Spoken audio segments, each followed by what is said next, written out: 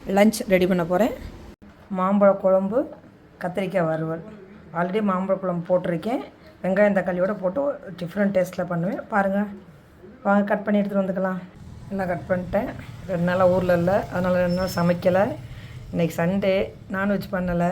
நாளைக்கு என்னோடய பையன் பர்த்டே, அதனால் நாளைக்கு செய்யணும், அதனால் இன்றைக்கி செய்யலை. குழம்புக்கு 2 ஸ்பூன் எண்ணெய் விட்டுக்கலாம். 1/4 ஸ்பூன் வெந்தயம், 1/4 ஸ்பூன் சோம்பு, 3 காஞ்ச மிளகா, கொஞ்சம் பூண்டு, கொஞ்சம் சின்ன வெங்காயம் கட் பண்ணி வச்சுருக்கேன் போட்டுக்கலாம். வெங்காயம் வதங்கிடுச்சு, கருவேப்பிலை போட்டுக்கலாம். ஒரு தக்காளி கட் பண்ணி வச்சுருக்கேன் போட்டுக்கலாம். 1 ஸ்பூன் அளவு உப்பு போட்டுக்கலாம். வெங்காயம் தக்காளி நல்லா வதங்கிடுச்சு, கட் பண்ணி வச்சுருக்கேன் மாம்பழத்தை போட்டுக்கலாம். 1 ஸ்பூன் குழம்பு மிளகாத்தூள், எவ்வளோ தேவைப்படுதோ அந்த அளவுக்கு தண்ணி ஊற்றிக்கலாம். கொஞ்சம் மூடி போட்டு வேக வச்சுக்கலாம். குழம்புக்கு தேங்காய் அரைச்சிக்கலாம். கொஞ்சம் தேங்காய், குட்டி ஸ்பூனில் 1 ஸ்பூன் ஜீரகம் நைஸாக அரைச்சிட்டு வந்துருக்கலாம். அரைச்சிட்டு தேங்காய் ஊற்றிக்கலாம். மாம்பழ குழம்பு ரெடி ஆயிடுச்சு. என்னோடய ஸ்டைலில் பண்ணியிருக்கேன். ட்ரை பண்ணி பாருங்கள். ஏன்னா சீசன் இருக்கும்போது சாப்பிடணும் இல்லையா?